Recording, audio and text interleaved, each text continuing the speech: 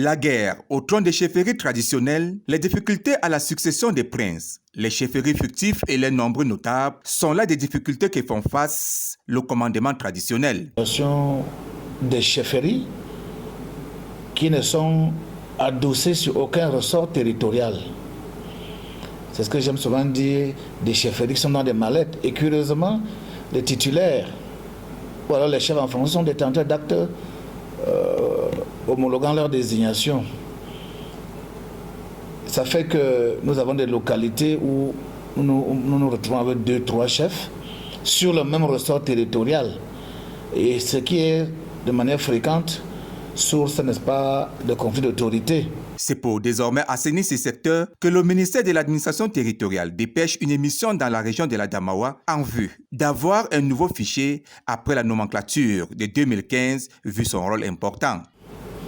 L'exécution des hautes instructions de Monsieur le ministre de l'administration territoriale pour la Tanganyika, son Excellence Monsieur le gouverneur de la région de l'Adamawa a commis une mission sur le terrain dans notre unité administrative à l'effet de procéder, n'est-ce pas, à la réactualisation du fichier des chefferies traditionnelles dans notre ressort de compétences.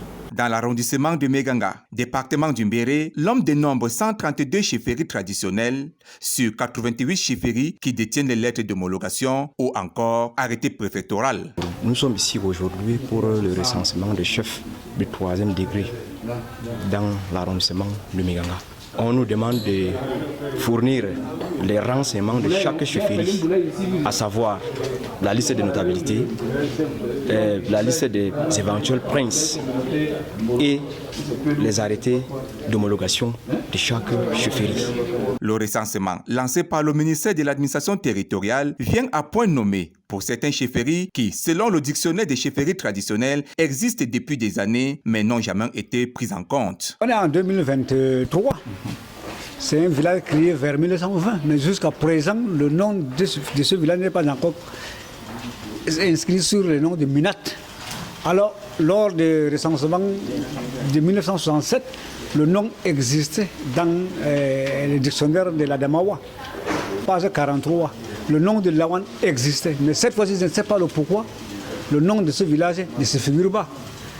Je demande au gouvernement actuel de nous aider pour que ce nom de ce village-là soit présent et soit reconnu.